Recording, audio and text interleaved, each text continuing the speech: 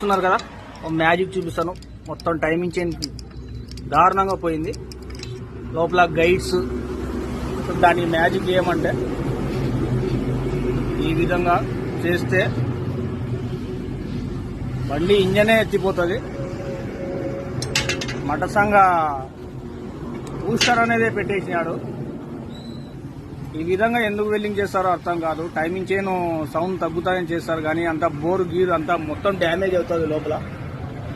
చూడండి ఏ విధంగా పెట్టాడో. మటసంగా బుష్ రాడ్ అనే వెల్డింగ్ పెట్టించి అడ్జస్ట్మెంట్ చేసేసాడు. 150cc plus plate timing chain అంతా మార్చాలా. ఓపెన్ చేస్తున్నాం. క్రేజీ బైక్ జోన్ లైక్ చేయండి, షేర్ చేయండి, సబ్స్క్రైబ్ చేయండి. Thanks brass. నా పని అయిపోయింది అనుకున్నారా?